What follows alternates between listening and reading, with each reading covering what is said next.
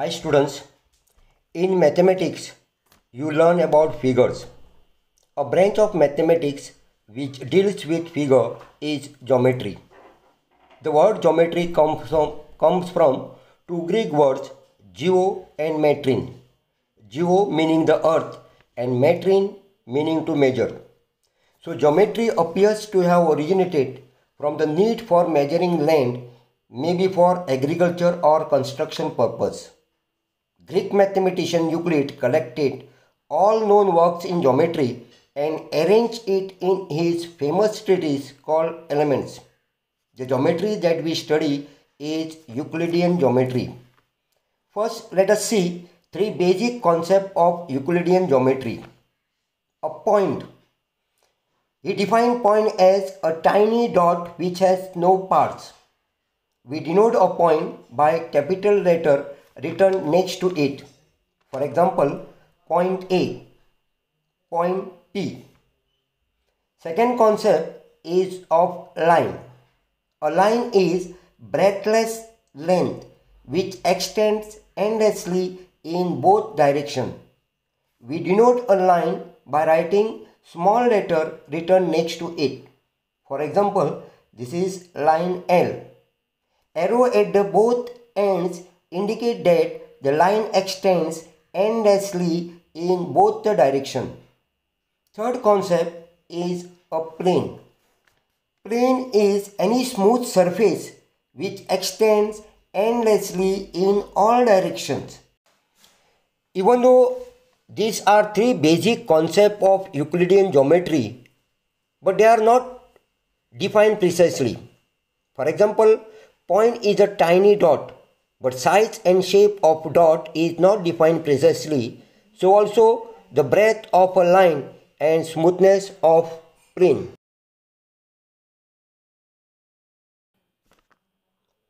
Euclid assumed certain properties which were not to be proved. These assumptions are actually obvious universal truth, which Euclid divided into two types, axioms and postulate.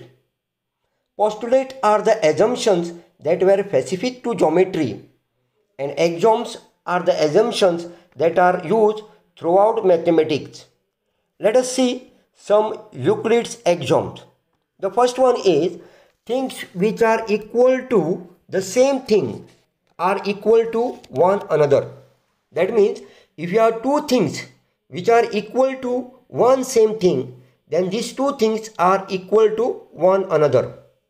Second one is if equals are added to equals, then the whole are equal.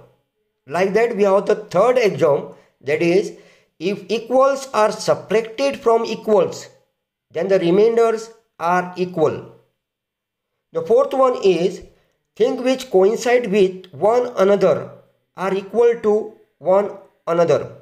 If the two things coincides with each other, then these two things are equal to each other. The fifth one is the whole is greater than the part. It is very easy to understand. The whole is always greater than its part. The sixth one is things which are double of the same things are equal to one another. If you double same thing, then double of the same thing are equal to one another. Like that, things which are half of the same thing are equal to one another. These were Euclid's axiom. Let us see some Euclid's postulate. The first one is a straight line may be drawn from any one point to any other point. That means if you have a point, then from this point we can draw a line to any other point. Second postulate is a terminated line can be produced indefinitely. That means if you have a terminating line, then we can produce this line indefinitely in its both direction. The third postulate is on the circle, and it is a circle can be drawn with any center and any radius.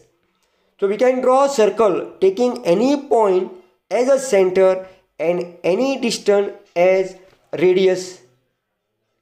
Then fourth one is on the right angles, and which says that all right angles are equal to one another.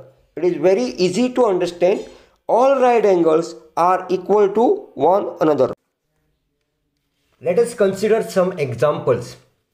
First one, how many lines can pass through a given point?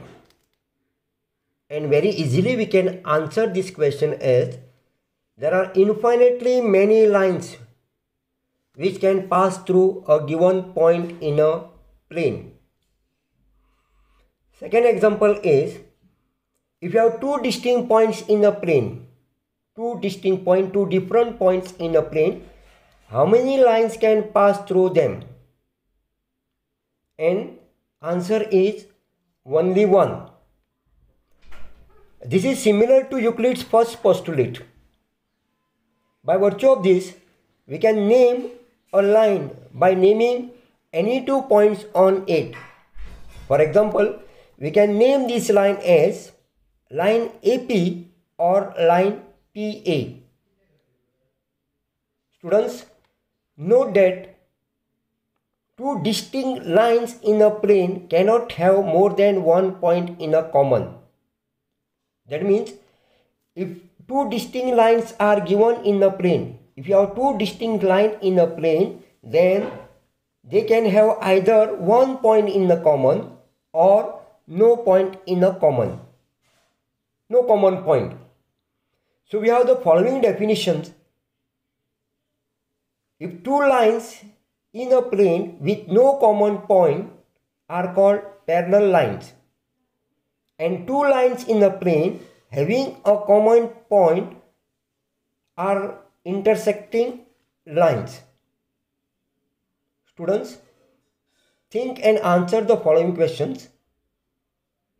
Given a line L in a plane and a point P not lying on it, that means point P is outside line L, then how many lines can pass through P that are parallel to line L? We have to tell how many lines can pass through this point which is not lying on line L, and these lines should be parallel to line L.